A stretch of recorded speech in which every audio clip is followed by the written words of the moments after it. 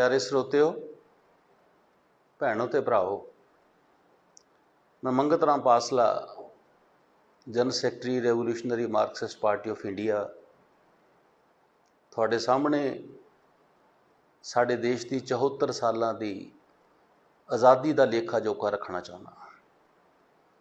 जिहड़ी आज़ादी साढ़े देश भगतां ने फांसियां दे रस्से चुम के, लम्मियां जेलां कट के और अंग्रेज़ राज का हर किस्म का जबर सह के प्राप्त की है। अज उस आज़ादी नूं जदों समुचे लोगों के संदर्भ में देखीदा तो बहुत सारा दर्द भी महसूस हुंदा और उन्होंने देश भगतां दी कुर्बानियां जिहड़ियां कीतियां आ, इवें लगदा जिवें उन्होंने देश के हाकमां ने पूरी तरह वसार दिता। अंग्रेज़ों के जुल्मां तो तंग आके भारत के लोगों ने आज़ादी की लड़ाई लड़न का फैसला किया। एक लम्मा दौर है, ये लड़ाई एक दिन नहीं शुरू हुई, बहुत उतरावां चढ़ावां चों लंघी है। लेकिन आज़ादी लिए लड़न वाले योद्धियां ने यह बार बार ऐलान किया कि असीं आज़ादी की जंग लड़ांगे और आज़ादी मिलने तो बाद देश नूं एक बराबरता वाला समाज देवांगे, क्योंकि देश ये वख-वख धर्मां नूं मनण वाले लोगों का आ, वख-वख सभ्याचारां दे मालक लोगों का आ।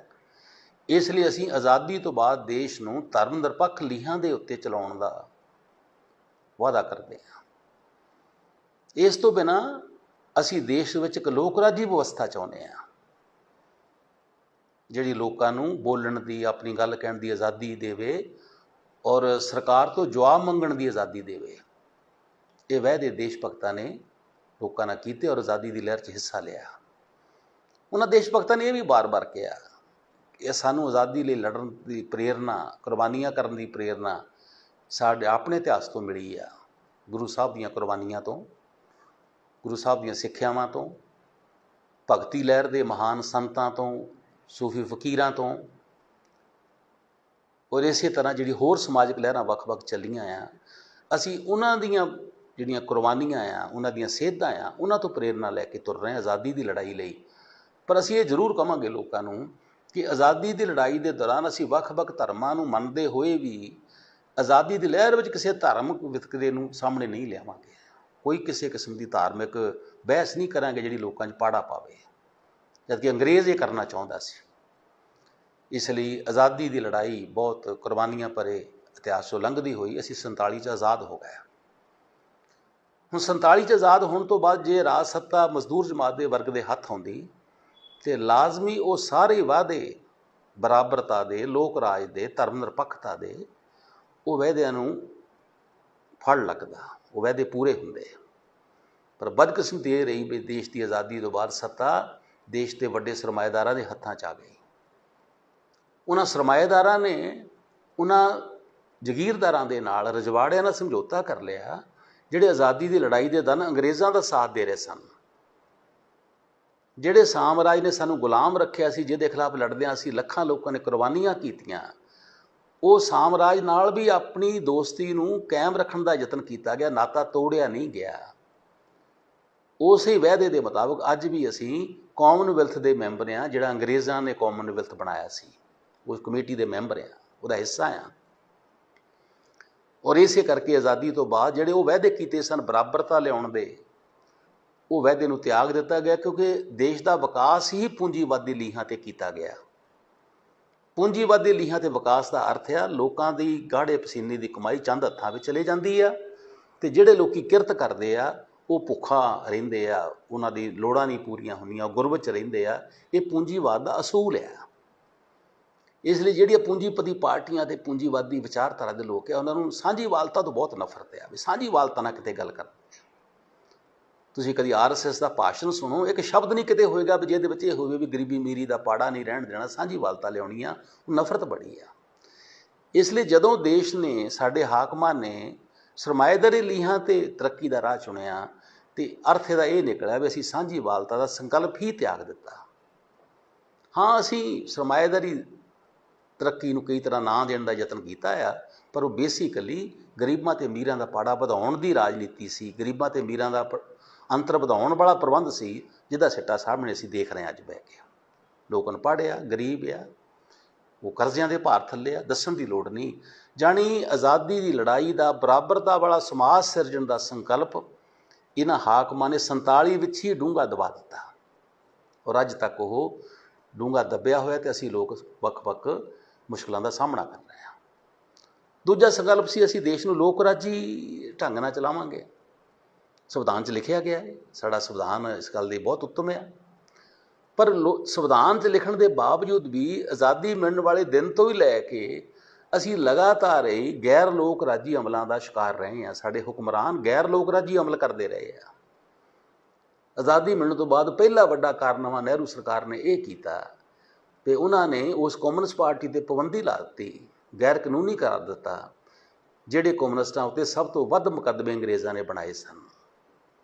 Meerut conspiracy case, Kanpur conspiracy case, Lahore conspiracy case, Bhagat Singh ਹੋਰਾਂ ਦੀ ਫਾਂਸੀ। ਮਤਲਬ ਕਹਿਣ ਤੋਂ ਵੀ ਉਹ ਸਾਰੀਆਂ ਜਿਹੜੀਆਂ ਲੋਕ ਰਾਜੀ ਕਦਰਾਂ ਕੀਮਤਾਂ ਸੀ, ਉਹਨਾਂ ਕਦਰਾਂ ਕੀਮਤਾਂ ਨੂੰ ਲਗਾਤਾਰ ਹੀ ਸਾਡੇ ਹੁਕਮਰਾਨਾਂ ਨੇ ਆਜ਼ਾਦੀ ਮਿਲਣ ਤੋਂ ਬਾਅਦ ਹੀ ਢਾਉਣਾ ਸ਼ੁਰੂ ਕਰ ਦਿੱਤਾ।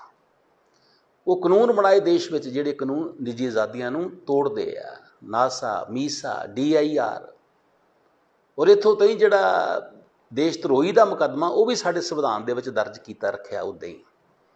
ਕਮਾਲ ਦੀ ਗੱਲ ਇਹ ਆ ਵੀ ਅੰਗਰੇਜ਼ ਦੇਸ਼ ਧਰੋਹੀ ਉਹਨੂੰ ਕਹਿੰਦੇ ਸੀ ਜਿਹੜਾ ਅੰਗਰੇਜ਼ਾਂ ਖਿਲਾਫ ਲੜਦਾ ਆ, ਤੇ ਅੱਜ ਦੇ ਹੁਕਮਰਾਨ ਦੇਸ਼ ਧਰੋਹੀ ਉਹਨੂੰ ਕਹਿੰਦੇ ਆ ਜਿਹੜਾ ਅੱਜ ਦੀ ਸਰਕਾਰ ਦੇ ਖਿਲਾਫ ਲੜਦਾ ਆ।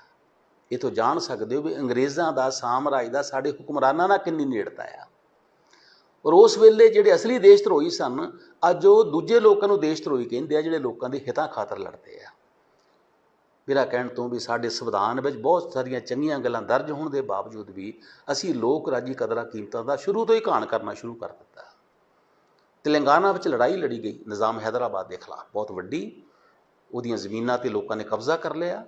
ਤੇਲੰਗਾਨਾ ਦਾ ਸਟਰਗਲ ਬਹੁਤ ਮਸ਼ਹੂਰ ਆ, ਲੇਕਿਨ ਨਹਿਰੂ ਸਰਕਾਰ ਨੇ ਉੱਥੇ ਫੌਜਾਂ ਭੇਜ ਕੇ ਭਾਰਤ ਦੀਆਂ ਉਹ ਜ਼ਮੀਨ ਉਹਨਾਂ ਤੋਂ ਖੋਹ ਕੇ, ਕਿਸਾਨਾਂ ਤੋਂ ਜਿਨ੍ਹਾਂ ਨੇ ਸੰਘਰਸ਼ ਨਾਲ ਲਈ ਸੀ, ਪ੍ਰਾਪਤ ਕੀਤੀ ਸੀ, ਉਹ ਜ਼ਮੀਨ ਨੂੰ ਮੁੜ ਕੇ ਨਿਜ਼ਾਮ ਹੈਦਰਾਬਾਦ ਦੇ ਹਵਾਲੇ ਕਰ ਦਿੱਤਾ।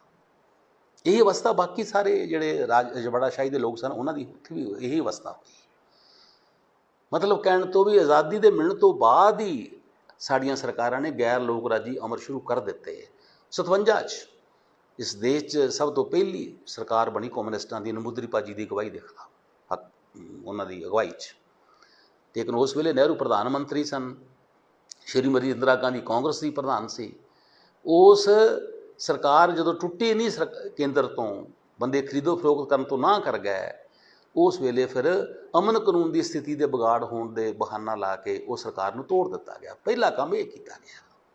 ਸਭ ਤੋਂ ਪਹਿਲਾ ਲੋਕ ਰਾਜੀ, ਗੈਰ ਲੋਕ ਰਾਜੀ ਅਮਲ ਜਿਹੜਾ ਕਾਂਗਰਸ ਸਰਕਾਰ ਨੇ ਕੀਤਾ। ਉਸ ਤੋਂ ਬਾਅਦ ਤਾਂ ਫਿਰ ਬਹੁਤ ਵੱਡੇ ਸਰਕਾਰਾਂ ਤੋੜਨਾ, ਰਾਜਪਾਲ ਦਾ ਇਸਤੇਮਾਲ ਕਰਨਾ, ਲੋਕਾਂ ਦੀਆਂ ਆਜ਼ਾਦੀਆਂ 'ਤੇ ਛਾਪਾ ਮਾਰਨਾ, ਇਹ ਲਗਾਤਾਰ ਹੈ। ਇਕੱਲਾ ਕਾਂਗਰਸ ਦਾ ਨਹੀਂ ਰਿਹਾ, ਜਿਹੜੀਆਂ ਗੈਰ ਕਾਂਗਰਸੀ ਸਰਕਾਰਾਂ ਬਣੀਆਂ ਉਹਨਾਂ ਦਾ ਵੀ ਇਹੀ ਚੱਲਣ ਰਿਹਾ, ਉਹਨਾਂ ਨੇ ਵੀ ਇਹੀ ਕੰਮ ਕੀਤਾ। ਹੁਣ ਉਹਦਾ ਸਿਖਰ ਜਿਹੜਾ ਉਹ ਮੋਦੀ ਸਰਕਾਰ ਦੇ ਵੇਲੇ ਆ ਗਿਆ, ਜਿਹੜੀ ਸਰਕਾਰ ਖੁੱਲ੍ਹ ਕੇ ਕਹਿ ਰਹੀ ਆ ਵੀ ਇਹ ਨੀਤੀਆਂ ਲਾਗੂ ਕਰਨੀਆਂ ਤੇ ਇਹਨਾਂ ਵਿੱਚ ਲੋਕ ਰਾਜ ਦੀ ਕੋਈ ਜਗ੍ਹਾ ਨਹੀਂ ਹੈ। ਜਿਹੜਾ ਵੀ ਸਰਕਾਰ ਦੇ ਖਿਲਾਫ ਬੋਲੇਗਾ ਉਹ ਦੇਸ਼ ਧਰੋਹੀ ਹੈ। ਜਿਹੜਾ ਵੀ ਸਰਕਾਰ ਦੇ ਬਾਅਦ ਨੀਤੀਆਂ ਦੀ ਆਲੋਚਨਾ ਕਰੇਗਾ, ਕਾਹ ਦੇ ਖਿਲਾਫ ਬੋਲੇਗਾ, ਕਸ਼ਮੀਰ ਦੇ ਲੋਕਾਂ ਦੇ ਹੱਕ 'ਚ ਬੋਲੇਗਾ ਔਰ ਕਹੇਗਾ ਬਈ ਸਾਡੇ ਵਿਦਿਆਰਥੀਆਂ 'ਤੇ ਕਿਉਂ ਇਹ ਜ਼ੁਲਮ ਹੋ ਰਿਹਾ, ਉਹ ਦੇਸ਼ ਧਰੋਹੀ ਹੈ। ਅੱਜ ਹਜ਼ਾਰਾਂ ਬੰਦੇ ਜੇਲ੍ਹਾਂ 'ਚ ਬੰਦ ਆ ਇਸ ਦੇਸ਼ ਧਰੋਹੀ ਦੇ ਝੂਠੇ ਮੁਕੱਦਮੇ। ਹਾਲਾਂਕਿ ਆਜ਼ਾਦ ਭਾਰਤ ਵਿੱਚ ਕੋਈ ਦੇਸ਼ ਧਰੋਹ ਦਾ ਸੋਚ ਹੀ ਨਹੀਂ ਸਕਦਾ ਹੈ। ਸਰਕਾਰ ਦਾ ਵਿਰੋਧ ਕਰਨਾ ਦੇਸ਼ ਧਰੋਹ ਨਹੀਂ ਹੈ। ਸਰਕਾਰ ਦਾ ਵਿਰੋਧ ਕਰਨਾ ਲੋਕ ਰਾਜ, ਇਹੀ ਲੋਕ ਰਾਜ ਦੀ ਪਰੰਪਰਾ ਆ। ਤੁਸੀਂ ਸਰਕਾਰ ਦਾ ਵਿਰੋਧ ਕਰ ਸਕਦੇ ਹੋ ਠੀਕ ਲੀਹਾਂ ਦੇ ਉੱਤੇ, ਲੋਕਾਂ ਨੂੰ ਐਜੀਟੇਸ਼ਨ ਕਰਨ ਦਾ ਅਧਿਕਾਰ ਆ, ਪਰ ਇੱਥੇ ਐਜੀਟੇਸ਼ਨ ਕਰਨ ਵਾਲਿਆਂ ਨੂੰ ਦੇਸ਼ ਧਰੋਹੀ ਕਿਹਾ ਜਾ ਰਿਹਾ। ਮਤਲਬ ਜਿਹੜਾ ਗੈਰ ਲੋਕ ਰਾਜੀ ਅਮਲ 47 ਵਿੱਚ ਸ਼ੁਰੂ ਕੀਤਾ ਕਾਂਗਰਸ ਨੇ, ਅੱਜ ਉਹਦਾ ਹੀ ਸਿਖਰ ਆ ਗਈ ਉਹਦੀ, ਜਦੋਂ ਦੇਸ਼ ਵਿੱਚ ਮੋਦੀ ਸਰਕਾਰ ਇੱਕ ਫਿਰਕੂ ਫਾਸ਼ੀ ਕਿਸਮ ਦਾ ਗੈਰ ਲੋਕ ਰਾਜੀ ਢਾਂਚਾ ਕਾਇਮ ਕਰਨਾ ਚਾਹੁੰਦੀ ਹੈ। ਇਸ ਲਈ ਲੋਕ ਰਾਜ ਦੇ ਨਾਲ ਗਵਰਨਰਾਂ ਦਾ ਇਸਤੇਮਾਲ ਕੀਤਾ ਗਿਆ। ਇਸ ਵੇਲੇ ਮੋਦੀ ਸਰਕਾਰ ਤਾਂ ਇਹ ਕਰ ਰਹੀ ਆ ਵੀ ਗਵਰਨਰਾਂ ਨੂੰ ਅਸਲ BJP ਦੇ ਦਫ਼ਤਰ ਬਣਾ ਦਿੱਤਾ ਗਿਆ, ਗਵਰਨਰ ਹਾਊਸ ਨੂੰ। ਜਿੰਨੀਆਂ ਕੇਂਦਰ ਦੀਆਂ ਏਜੰਸੀਆਂ ਆ, ਇਨਕਮ ਟੈਕਸ ਵਿਭਾਗ ਆ, ਇਨਫੋਰਸਮੈਂਟ ਡਾਇਰੈਕਟੋਰੇਟ ਆ, CBI ਆ, IB ਆ, ਉਹਦਾ ਇਸਤੇਮਾਲ ਉਹ ਕਰ ਰਿਹਾ ਵਿਰੋਧੀਆਂ ਨੂੰ ਦਬਾਉਣ ਵਾਸਤੇ। ਜਿਹੜਾ ਬੋਲਦਾ ਉਹਦੇ ਮੁਕੱਦਮਾ ਚਲਾ ਦਿੰਦੇ ਆ। ਮਤਲਬ ਇਸ ਵੇਲੇ ਜਿਹੜਾ ਲੋਕ ਰਾਜ ਦਾ ਕਾਣ ਹੈ ਉਹ ਕਿਸੇ ਸਮੇਂ ਨਾਲੋਂ ਵੀ ਜ਼ਿਆਦਾ ਆ, ਕਿਉਂਕਿ ਦੇਸ਼ ਵਿੱਚ ਫਿਰਕੂ ਫਾਸ਼ੀ ਕਿਸਮ ਦੀ ਹਕੂਮਤ ਆ। तो इसलिए आज़ादी तो बाद लोक ਰਾਜੀ ਕਦਰਾਂ ਕੀਮਤਾਂ ਦਾ ਬਹੁਤ ਵੱਡਾ ਕਾਣ ਹੋਇਆ। ਤੀਸਰਾ ਜਿਹੜਾ ਅਸੀਂ ਕਹਿੰਦੇ ਸੀ ਧਰਮ ਨਿਰਪੱਖਤਾ ਦੇ ਆਧਾਰ ਤੇ ਰਾਜ ਕਰਾਂਗੇ, ਅਸਲ 'ਚ ਭਾਰਤ ਵਿੱਚ ਕਿਸੇ ਵੀ ਸਰਮਾਏਦਾਰ ਪਾਰਟੀ ਦਾ ਧਰਮ ਨਿਰਪੱਖਤਾ ਦੇ ਅਸੂਲਾਂ ਪ੍ਰਤੀ ਪ੍ਰਤੀਬੱਧਤਾ ਦਾ ਸਵਾਲ ਨਹੀਂ ਹੈ, ਪ੍ਰਤੀਬੱਧਤਾ ਨਹੀਂ ਹੈ ਵਿਚਾਰ। ਉਹਨੂੰ ਦੇਖਦੇ ਆ ਵੀ ਸਾਡਾ ਰਾਜਸੀ ਫਾਇਦਾ ਕਿੱਦਾਂ ਹੁੰਦਾ, ਰਾਜਨੀਤਿਕ ਲਾਭ ਲਈ ਉਹ ਧਰਮ ਨਿਰਪੱਖਤਾ ਦੇ ਅਸੂਲਾਂ ਨੂੰ ਤਾਂਕ ਤੇ ਟੰਗ ਦਿੰਦੇ ਆ, ਵਿਸਾਰ ਦਿੰਦੇ ਆ। ਕਾਂਗਰਸ ਵੀ ਇਹੀ ਕਰਦੀ ਰਹੀ ਹੈ ਅਤੇ ਦੂਜੀਆਂ ਗੈਰ ਕਾਂਗਰਸੀ ਸਰਕਾਰਾਂ ਵੀ ਇਹੀ ਕਰਦੀਆਂ ਰਹੀਆਂ। ਔਰ ਕਮਾਲ ਦੀ ਸਭ ਤੋਂ ਸਿਰੇ ਦੀ ਬੇਸ਼ਰਮੀ ਦੀ ਗੱਲ ਇਹ ਆ ਕਿ ਆਪਣੇ ਆਪ ਨੂੰ ਸੋਸ਼ਲਿਸਟ ਕਹਾਉਣ ਵਾਲੇ ਨਤੀਸ਼ ਕੁਮਾਰ ਹੋਣੀ, SP ਵਾਲੇ ਜਾਰਜ ਫਰਨਾਂਡੀਜ਼ ਹੋਣੀ, ਉਹਨਾਂ ਨੂੰ ਸਭ ਤੋਂ ਫਾਸ਼ੀ ਕਿਸਮ ਦੀ RSS ਜਿਹੜੀ ਪ੍ਰੇਰਨਾ ਹੀ ਲੈਂਦੀ ਆ ਹਿਟਲਰ ਤੋਂ, ਉਹਨਾਂ ਦੇ ਨਾਲ ਸੱਤਾ ਸਾਂਝੀ ਕਰਨ ਵਿੱਚ ਕੋਈ ਝਿਜਕ ਨਹੀਂ ਹੈ। ਉਹ ਬੜੇ ਜਸਟੀਫਾਈ ਕਰਦੇ ਆ ਵੀ ਸਾਡੀ BJP ਨਾਲ ਸਾਂਝ ਜਿਹੜੀ ਆ ਬਹੁਤ ਅਸੂਲਾਂ 'ਤੇ ਆਧਾਰਿਤ ਆ, ਅਸੀਂ ਲੋਕਾਂ ਦੀ ਬੜੀ ਸੇਵਾ ਕਰ ਰਹੇ ਹਾਂ। ਅਸਲ 'ਚ ਜਿਹੜਾ ਸਿਧਾਂਤ ਇਸ ਧਰਮ ਨਿਰਪੱਖਤਾ ਦਾ, ਇਹਦੇ ਨਾਲ ਸਾਰੀਆਂ ਹੀ ਪਾਰਟੀਆਂ ਨੇ ਸਮਝੌਤਾ ਕੀਤਾ ਔਰ ਆਪਣੇ ਹਿੱਤਾਂ ਲਈ ਇਹਦਾ ਬਲੀ ਦੀ ਬੱਕਰੀ ਦੀ ਧਰਮ ਨਿਰਪੱਖਤਾ ਦੇ ਅਸੂਲਾਂ ਲਈ ਉਹਦਾ ਸਿੱਟਾ ਫਿਰ ਨਿਕਲਿਆ ਸਾਡੇ ਸਾਹਮਣੇ ਹੀ ਹੈ ਨਾ। ਘੱਟ ਗਿਣਤੀ ਲੋਕਾਂ ਦਾ ਕਤਲੇਆਮ ਤਾਂ ਆਮ ਹੀ ਕਹਾਣੀ ਆ, ਭਾਵੇਂ UP ਦੇਖ ਲਓ ਚਾਹੇ ਗੁਜਰਾਤ ਦੇਖ ਲਓ। ਦਿੱਲੀ ਦੇ ਸਿੱਖ ਦੰਗੇ ਹਾਲੇ ਵੀ ਸਾਡੇ ਮਨ 'ਚ ਇੱਕ ਪੈਦਾ ਕਰਨ, ਗੁੱਸਾ ਪੈਦਾ ਕਰਦੇ ਆ। ਜਾਣੀ ਇਸ ਦੇਸ਼ ਵਿੱਚ ਇੱਦਾਂ ਦਾ ਜਿਹੜਾ ਧਰਮ ਨਿਰਪੱਖਤਾ ਜਦੋਂ ਅਸੂਲ ਤਿਆਗੋਗੇ, ਇਹਨਾਂ ਨੇ ਇੱਕ ਨਵਾਂ ਨਾਅਰਾ ਬਣਾਤਾ ਸਰਕਾਰਾਂ ਨੇ ਵੀ ਧਰਮ ਨਿਰਪੱਖਤਾ ਦਾ ਮੈਂ ਨਾ ਰਾਜਨੀਤੀ ਅਤੇ ਧਰਮ ਨੂੰ ਅਲੱਗ-ਅਲੱਗ ਕਰਨਾ ਨਹੀਂ, ਬਲਕਿ ਹਰ ਧਰਮ ਦੇ ਵਿੱਚ ਰਾਜਨੀਤੀ ਨੂੰ ਅਤੇ ਰਾਜ ਸਰਕਾਰਾਂ ਨੂੰ ਦਖਲ ਦੇਣ ਦਾ ਅਧਿਕਾਰ ਹੈ। ਇੱਕ ਨਵੀਂ ਪਰਿਭਾਸ਼ਾ ਬਣਾਤੀ ਗਈ। ਜਦ ਕਿ ਧਰਮ ਨਿਰਪੱਖਤਾ ਦੇ ਅਸੂਲ ਇਹ ਮੰਗ ਕਰਦੇ ਆ ਕਿ ਸਰਕਾਰ ਕਿਸੇ ਧਰਮ ਵਿੱਚ ਦਖਲ ਨਹੀਂ ਦੇਵੇਗੀ, ਹਰ ਧਰਮ ਦੇ ਮੰਨਣ ਵਾਲਿਆਂ ਨੂੰ ਪੂਰੀ ਧਾਰਮਿਕ ਆਜ਼ਾਦੀ ਹੋਏਗੀ, ਉਹ ਆਪਣੇ ਸਮਝ ਮੁਤਾਬਕ ਆਪਣੇ ਧਰਮ ਨੂੰ ਮੰਨਣ ਜਾਂ ਨਾ ਮੰਨਣ। ਹਾਂ, ਆਪਣੇ ਧਰਮ ਨੂੰ ਮੰਨਦੇ ਹੋਏ ਉਹ ਕਿਸੇ ਦੂਜੇ ਧਰਮ ਨੂੰ ਦੁਖੀ ਕਰਨ ਵਾਲੀ ਗੱਲ ਨਾ ਕਰਨ। ਧਰਮ ਨਿਰਪੱਖਤਾ ਇਹਨੂੰ ਕਹਿੰਦੇ ਆ। ਕਿ ਇੱਥੇ ਧਰਮ ਨਿਰਪੱਖਤਾ ਬਣਾ ਲਈ ਆ ਵੀ ਜੇ ਨਾ ਤੁਹਾਡਾ ਰਾਜਸੀ ਫਾਇਦਾ ਹੁੰਦਾ ਨਾ, ਉਹ ਕਰੋ ਬਹਿ ਕੇ। ਉਸੇ ਅਧੀਨ ਰਾਜੀਵ ਗਾਂਧੀ ਨੇ ਜਾ ਕੇ ਰਾਮ ਲੱਲਾ ਦੇ ਉਸ ਮੰਦਰ ਦੇ ਝਗੜੇ ਵਾਲੀ ਜਗ੍ਹਾ 'ਤੇ ਜਾ ਕੇ ਤਾਲੇ ਖੋਲ੍ਹ ਦਿੱਤੇ। ਸ਼ਾਹਬਾਨੋ ਕੇਸ ਵਿੱਚ ਉਹਨੇ ਮੁਸਲਮਾਨ ਔਰਤਾਂ ਨਾਲ ਧੱਕਾ ਜਿਹੜਾ ਬਹੁਤ ਵੱਡਾ ਹੋ ਰਿਹਾ ਸੀ, ਜਿਹਨੂੰ ਸੁਪਰੀਮ ਕੋਰਟ ਨੇ ਕਿਹਾ ਧੱਕਾ ਆ, ਕਾਨੂੰਨ ਪਾਸ ਕਰਤਾ ਵੀ ਨਹੀਂ ਜੀ, ਜੇ ਮੁਸਲਮਾਨ ਔਰਤ ਨੂੰ ਕੋਈ ਤਲਾਕ ਦਿੰਦਾ ਤਾਂ ਫਿਰ ਉਹਨੂੰ ਅਧਿਕਾਰ ਹੀ ਨਹੀਂ ਹੈ ਵੀ ਉਹ ਪੈਸੇ ਉਹ ਖਰਚਾ ਮੰਗੇ। ਇਹ ਤਰੀਕਾ, ਇਹ ਧਰਮ ਨਿਰਪੱਖਤਾ ਕਾਂਗਰਸ ਦੀ ਰਹੀ ਹੈ। ਮਤਲਬ ਕਹਿਣ ਤੋਂ ਵੀ ਘੱਟ ਗਿਣਤੀਆਂ ਨੂੰ ਇਸਤੇਮਾਲ ਕਰਨਾ, ਘੱਟ ਗਿਣਤੀਆਂ ਨੂੰ ਧਰਮ ਨਿਰਪੱਖਤਾ ਦੇ ਅਸੂਲਾਂ 'ਤੇ ਖੜਾ ਨਹੀਂ ਕਰਨਾ, ਅਤੇ ਬਾਕੀ ਜਦੋਂ ਕੋਈ ਸੂਤ ਆਉਂਦਾ ਤਾਂ ਉਦੋਂ ਫਿਰ ਧਰਮ ਨਿਰਪੱਖਤਾ ਤਿਆਗ ਕੇ ਉਦੋਂ ਫਿਰਕੂ ਵੀ ਲੈਣ। ਹਾਲਾਂਕਿ ਅਸੀਂ ਕਦੀ ਵੀ BJP ਨੂੰ ਅਤੇ ਕਾਂਗਰਸ ਨੂੰ ਇੱਕ ਥਾਂ ਨਹੀਂ ਰੱਖਦੇ। BJP ਪੂਰੀ ਤਰ੍ਹਾਂ ਇੱਕ ਧਾਰਮਿਕ ਕੱਟੜਵਾਦੀ ਪਾਰਟੀ ਹੈ, ਕਾਂਗਰਸ ਨਹੀਂ। ਪਰ ਕਾਂਗਰਸ ਦੀ ਧਰਮ ਨਿਰਪੱਖਤਾ ਪ੍ਰਤੀ ਪ੍ਰਤੀਬੱਧਤਾ ਉੱਤੇ ਹਮੇਸ਼ਾ ਹੀ ਸ਼ੱਕ ਰਿਹਾ ਅੱਜ ਦੇਸ਼। ਜਿਸ ਕਰਕੇ ਮੈਂ ਤਾਂ ਇਹ ਕਹਿ ਰਿਹਾ ਵੀ 74 ਸਾਲਾਂ ਦੀ ਆਜ਼ਾਦੀ ਤੋਂ ਬਾਅਦ ਜਿਹੜੇ 4 ਸੁਪਨੇ, ਸਾਮਰਾਜੀ ਲੁੱਟ ਨੂੰ ਬੰਦ ਕਰਨਾ, ਬਰਾਬਰਤਾ ਵਾਲਾ ਸਮਾਜ ਲਿਆਉਣਾ, ਲੋਕ ਰਾਜੀ ਢਾਂਚੇ ਨਾਲ ਦੇਸ਼ ਨੂੰ ਚਲਾਉਣਾ ਔਰ ਧਰਮ ਨਿਰਪੱਖਤਾ ਦੇ ਅਸੂਲਾਂ 'ਤੇ ਪਹਿਰਾ ਦੇਣਾ ਤਾਂ ਕਿ ਲੋਕਾਂ 'ਚ ਏਕਤਾ ਬਣੀ ਰਹੇ, ਇਹਨਾਂ ਸਾਰੇ ਅਸੂਲਾਂ ਦੀ ਬਲੀ ਦਿੱਤੀ ਗਈ ਆ। ਅੱਜ ਦੇਸ਼ ਦੀ ਦੁਰਦਸ਼ਾ ਇਸ ਕਰਕੇ ਹੋ ਰਹੀ ਆ। ਅੱਜ ਮੇਰੀ ਅਪੀਲ ਇਹ ਆ ਸਾਰਿਆਂ ਨੂੰ, ਕਈ ਲੋਕ ਸਮਝਦੇ ਵੀ ਸ਼ਾਇਦ ਇਹ ਜਿਹੜੇ ਅਸੂਲ ਆ ਇਹ ਕਿਸੇ ਖਾਸ ਪਾਰਟੀ ਦੇ ਅਸੂਲ ਆ, ਇਹ ਕਮਿਊਨਿਸਟਾਂ ਦੇ ਅਸੂਲ ਆ, ਜਾਂ ਇਹ ਕੋਈ ਬੰਦਾ ਕੋਈ ਜਦੋਂ ਬੋਲਦਾ, ਕੋਈ ਬੁੱਧੀਜੀਵੀ ਬੋਲਦਾ, ਉਹ ਸਮਝੇ ਕਿਸੇ ਬੁੱਧੀਜੀਵੀ ਦੇ ਇਹ ਵਿਚਾਰ ਆ। ਇਹ ਵਿਚਾਰ ਕਿਸੇ ਇੱਕ ਬੰਦੇ ਦੇ ਨਹੀਂ ਹੈ। ਇਹ ਜਿਹੜੇ ਅਸੂਲ ਆ ਇਹ 135 ਕਰੋੜ ਲੋਕਾਂ ਦੇ ਹਿੱਤਾਂ ਦੇ ਅਸੂਲ ਆ। ਜੇ ਇਹਨਾਂ ਅਸੂਲਾਂ ਦਾ ਤਾਂ ਕੋਈ ਨੁਕਸਾਨ ਹੋਇਆ ਤਾਂ 135 ਕਰੋੜ ਲੋਕਾਂ ਦਾ ਹੋਣਾ, ਭਾਵ ਦੇਸ਼ ਦੀ ਆਬਾਦੀ ਵਸੋਂ ਦਾ ਹੋਣਾ ਸਾਰੀ ਦਾ। ਔਰ ਸਾਰੀ ਵਸੋਂ ਵਿੱਚ ਇਕੱਲੇ ਧਾਰਮਿਕ ਘੱਟ ਗਿਣਤੀਆਂ ਨਹੀਂ ਆਉਣੀਆਂ ਡਿੱਕੇ, ਇਹਦਾ ਸਭ ਤੋਂ ਵੱਡੀ ਗਿਣਤੀ ਧਾਰਮਿਕ ਜਿਹੜੀ ਗਿਣਤੀ ਆ ਹਿੰਦੂਆਂ ਦੀ, ਉਹਨੇ ਸਭ ਤੋਂ ਵੱਧ ਸ਼ਿਕਾਰ ਹੋਣਾ ਆ। ਇਸ ਲਈ ਇਹਨਾਂ ਅਸੂਲਾਂ ਪ੍ਰਤੀ ਇਹ ਸਮਝਣਾ ਵੀ ਇਹ ਅਸੂਲ ਲਾਗੂ ਨਾ ਹੋਏ ਜਾਂ ਹੋਏ ਕਿਸੇ ਖਾਸ ਪਾਰਟੀ ਦੀ ਸਮਝਦਾਰੀ ਆ, ਬਿਲਕੁਲ ਨਹੀਂ। ਇਹ ਦੇਸ਼ ਦੇ ਹਿੱਤਾਂ ਵਿੱਚ ਆ, ਦੇਸ਼ ਦੇ ਲੋਕਾਂ ਦੇ ਹਿੱਤਾਂ ਵਿੱਚ ਆ ਵੀ ਅਸੀਂ ਇਹਨਾਂ ਅਸੂਲਾਂ 'ਤੇ ਪਹਿਰਾ ਦੇਣ ਲਈ ਫਿਰ ਉਹ ਦਿਮਾਗ ਲਾਈਏ ਵੀ ਇਹਨਾਂ ਅਸੂਲਾਂ ਦਾ ਪਹਿਰਾ ਦੇਣ ਲਈ ਉਹ ਜਮਾਤੀ ਸੰਘਰਸ਼ ਤੇਜ਼ ਕਰੀਏ ਮਿਹਨਤਕਸ਼ ਲੋਕਾਂ ਦਾ। ਔਰ ਇਸ ਵੇਲੇ ਮਿਹਨਤਕਸ਼ ਲੋਕਾਂ ਦਾ ਹਿੱਤ ਮੰਗ ਕਰਦਾ ਆ ਕਿ ਦੇਸ਼ ਵਿੱਚ ਜਿਹੜੀ ਫਿਰਕੂ ਫਾਸ਼ੀ ਕਿਸਮ ਦੀ ਸਰਕਾਰ ਆ ਗਈ ਆ, ਕਿਉਂਕਿ ਉਹਨੇ ਟ੍ਰੇਡ ਯੂਨੀਅਨਾਂ, ਮਜ਼ਦੂਰ, ਕਿਸਾਨ, ਖੇਤ ਮਜ਼ਦੂਰ, ਨੌਜਵਾਨ, ਉਹਨਾਂ ਦੀਆਂ ਆਜ਼ਾਦੀਆਂ 'ਤੇ ਛਾਪਾ ਮਾਰਤਾ, ਲੋਕਾਂ ਨੂੰ ਸਾਮਰਾਜ ਦੇ ਲੁੱਟ ਦੇ ਅਧੀਨ ਕਰ ਦਿੱਤਾ, ਕਾਰਪੋਰੇਟ ਘਰਾਣਿਆਂ ਦੀ ਉਹ ਚਾਕਰੀ ਕਰ ਰਹੀ ਆ। ਉਹਨੂੰ ਗੱਦੀ ਤੋਂ ਲਾਉਣਾ ਸਾਡਾ ਕੇਂਦਰੀ ਮੁੱਦਾ ਬਣ ਗਿਆ। ਧਰਮ ਨਿਰਪੱਖਤਾ ਨੂੰ ਬਚਾਉਣ ਲਈ, ਲੋਕ ਰਾਜ ਬਚਾਉਣ ਲਈ ਔਰ ਸਾਂਝੀਵਾਲਤਾ ਦਾ ਸੁਨੇਹਾ ਲੈ ਕੇ ਲੋਕਾਂ ਕੋਲ ਜਾਣ ਲਈ ਅੱਜ ਦੇਸ਼ ਦੀ ਗੱਦੀ ਤੋਂ ਬੀਜੇਪੀ ਦਾ ਸੱਤਾ ਤੋਂ ਲਾਉਣਾ ਨੰਬਰ 1 ਤੇ ਆ ਗਿਆ ਸਾਡੇ ਲਈ। ਇਹ ਠੀਕ ਆ, ਇਹਨੂੰ ਲਾਉਣ ਦੀ ਜ਼ਿੰਮੇਵਾਰੀ ਖੱਬੀਆਂ ਤੇ ਜਮਹੂਰੀ ਸ਼ਕਤੀਆਂ ਉੱਤੇ ਬਹੁਤ ਜ਼ਿਆਦਾ ਆ, ਲੇਕਿਨ ਇਸ ਗੱਦੀ ਤੋਂ ਲਾਉਣ ਲਈ ਅਸੀਂ ਉਹਨਾਂ ਲੋਕਾਂ ਦਾ ਸਹਾਰਾ ਵੀ ਲਵਾਂਗੇ ਜਿਹੜੇ ਖੱਬੇ ਪੱਖ ਦੇ ਨਹੀਂ, ਪਰ ਉਹ ਫਾਸ਼ੀ ਕਿਸਮ ਦੇ ਰਾਜ ਦੇ ਖਿਲਾਫ ਆ, ਉਹ ਖਤਮ ਕਰਨਾ ਚਾਹੁੰਦੇ ਆ। ਪਰ ਇਸ ਗੱਲ ਨੂੰ ਬਿਲਕੁਲ ਨਹੀਂ ਭੁੱਲਾਂਗੇ ਕਿ ਫਿਰਕੂ ਫਾਸ਼ੀਵਾਦ ਦੇ ਖਿਲਾਫ ਲੜਦੇ ਹਾਂ, ਅਸੀਂ ਕਿਤੇ ਉਹਨਾਂ ਨੀਤੀਆਂ ਦੇ ਨਾਲ ਸਮਝੌਤਾ ਨਾ ਕਰ ਜਾਈਏ ਜਿਹਨਾਂ 74 ਸਾਲਾਂ ਜਿਨ੍ਹਾਂ ਨੇ ਮਜ਼ਦੂਰ ਕਿਸਾਨ ਨੂੰ ਬਰਬਾਦ ਕੀਤਾ, ਜਿਹਨੇ ਲੋਕਾਂ 'ਚ ਬੇਕਾਰੀ ਪੈਦਾ ਕੀਤੀ ਹੈ। ਸਾਡਾ ਅੰਤਰੇ ਲੋਕਾਂ ਕੋਲ ਜਾਣਾ ਚਾਹੀਦਾ ਆ ਵੀ ਆਹ ਸ਼ਕਤੀਆਂ ਆ ਜਿਹੜੀਆਂ ਫਿਰਕੂ ਫਾਸ਼ੀਵਾਦ ਦਾ ਮੁਕਾਬਲਾ ਵੀ ਕਰਦੀਆਂ ਔਰ ਜਿਹੜੀਆਂ ਦੇਸ਼ ਨੂੰ ਮੌਜੂਦਾ ਆਰਥਿਕ ਨੀਤੀਆਂ ਦੇ ਮੁਕਾਬਲੇ ਵਿੱਚ ਇੱਕ ਲੋਕ ਪੱਖੀ ਨੀਤੀਆਂ ਦੇਣ ਦੀਆਂ ਲੰਬਰਦਾਰ ਆ, ਉਹਨਾਂ ਲਈ ਲੜਦੀਆਂ ਆ। ਉਹਨਾਂ ਕੋਲ ਨੀਤੀਆਂ ਹਨ ਜਿਹੜੀਆਂ ਨੀਤੀਆਂ ਲੋਕਾਂ ਦਾ ਭਲਾ ਕਰ ਸਕਦੀਆਂ। ਇਹ ਸਵਾਲ ਨੂੰ ਵੀ ਕਦੀ ਭੁੱਲੀਏ ਨਾ, ਲੋਕਾਂ 'ਚੋਂ ਵਸਾਰੀਏ ਨਾ।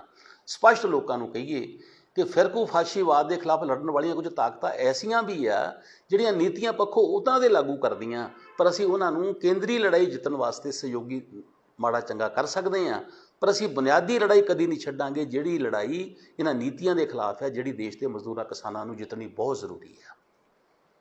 ਇਸ ਲਈ ਮੈਨੂੰ ਆਸ ਹੈ ਆਉਣ ਵਾਲੇ ਦਿਨਾਂ 'ਚ ਇਹਨਾਂ ਮੁੱਦਿਆਂ 'ਤੇ ਬਹੁਤ ਭਖਦੀ ਬਹਿਸ ਹੋਣੀ ਆ, ਕਿਉਂਕਿ ਚੋਣਾਂ ਆ ਰਹੀਆਂ, ਪੰਜਾਬ ਦੀਆਂ ਚੋਣਾਂ ਵੀ ਆ ਰਹੀਆਂ, ਉੱਤਰਾਖੰਡ ਦੀਆਂ ਚੋਣਾਂ ਆ ਰਹੀਆਂ, ਸਾਡੇ ਕੋਲ ਜਿਹੜੇ ਯੂਪੀ ਦੀਆਂ ਚੋਣਾਂ ਹੋਣੀਆਂ। ਇਹ ਮੁੱਦੇ ਬਹੁਤ ਪ੍ਰਚਾਰੇ ਜਾਣੇ ਅਤੇ ਬਹਿਸਾਂ ਹੋਣੀਆਂ। ਇਹ ਬਹਿਸਾਂ ਚੰਦ ਬੰਦਿਆਂ ਵਿਚਕਾਰ ਨਾ ਰਹਿ ਜਾਣ, ਇਹ ਬਹਿਸਾਂ ਇਕੱਲੇ ਇਕੱਲੇ ਮੁਹੱਲੇ 'ਚ, ਇਕੱਲੇ ਇਕੱਲੇ ਘਰ 'ਚ ਹੋਣ ਵੀ ਦੇਸ਼ ਦਾ ਭਲਾ ਕਿੱਦਾਂ ਆ। ਇਹਨਾਂ 4 ਅਸੂਲਾਂ 'ਤੇ ਪਹਿਰਾ ਦੇ ਕੇ ਹੀ ਦੇਸ਼ ਦਾ ਸੋਚਿਆ ਜਾ ਸਕਦਾ ਭਲਾ। ਜੇ ਕਿਤੇ ਦੇਸ਼ ਹੀ ਫਿਰਕੂ ਫਾਸ਼ੀਵਾਦੀ ਤਾਕਤਾਂ ਦੇ ਹੱਥ ਫੇਰ ਇੱਕ ਵਾਰੀ ਆ ਗਿਆ, ਉਹਨਾਂ ਦੀਆਂ ਨੀਤੀਆਂ ਕਾਰਪੋਰੇਟ ਘਰਾਣਿਆਂ ਦੇ ਪੱਖੀ ਜਿਹੜੀਆਂ ਹੁਣ ਸਾਫ਼ ਦਿਸ ਰਹੀਆਂ ਲੋਕਾਂ ਨੂੰ ਕਿਸਾਨ ਅੰਦੋਲਨ ਦੇ ਸੰਦਰਭ ਦੇ ਵਿੱਚ ਵੀ ਕਿੱਦਾਂ ਉਹ ਅੰਬਾਨੀਆਂ ਅਦਾਨੀਆਂ ਦੀ ਗੁਲਾਮੀ ਕਰ ਰਹੇ ਆ, ਕਿੱਦਾਂ ਸਾਡੀ ਭਾਜਪਾ ਸਰਕਾਰ ਸਾਮਰਾਜ ਦੇ ਨਾਲ ਸਮਝੌਤੇ ਕਰਕੇ ਦੇਸ਼ ਦੇ ਹਿੱਤਾਂ ਦੇ ਨਾਲ ਖਿਲਵਾੜ ਕਰ ਰਹੀ, ਕਿ ਇਹਨਾਂ ਵਿੱਚ ਗੱਲਾਂ ਦੇ ਉੱਤੇ ਸਾਰੀ ਦੁਨੀਆ ਭਰ 'ਚ ਜਿੱਥੇ ਪੰਜਾਬੀ ਭਾਰਤੀ ਵਸੇ ਹੋਏ ਆ ਉਹ ਵਿਚਾਰ ਕਰਨ ਔਰ ਆਪਣਾ ਸੁਨੇਹਾ ਆਪਣੇ ਭਾਰਤ ਰਹਿੰਦੇ ਲੋਕਾਂ ਨੂੰ, ਪੰਜਾਬ ਰਹਿੰਦੇ ਲੋਕਾਂ ਨੂੰ ਦੇਣ। ਔਰ ਮੈਂ ਪੰਜਾਬੀ ਲੋਕਾਂ ਨੂੰ ਤੇ ਭਾਰਤੀ ਲੋਕਾਂ ਨੂੰ ਬੇਨਤੀ ਕਰਦਾ ਉਹ ਇਹਨਾਂ ਅਸੂਲਾਂ 'ਤੇ ਆਪਣਾ ਮਨ ਬਣਾਉਣ ਔਰ ਮਨ ਬਣਾ ਕੇ ਇਸ ਦੇਸ਼ ਦੇ ਵਿੱਚ ਲੋਕ ਰਾਜ, ਧਰਮ ਨਿਰਪੱਖਤਾ ਤੇ ਬਰਾਬਰਤਾ ਜਿਹੜੀ ਆਜ਼ਾਦੀ ਲੋਕਾਂ ਦੀ ਆ ਉਹਨੂੰ ਕਾਇਮ ਰੱਖਣ।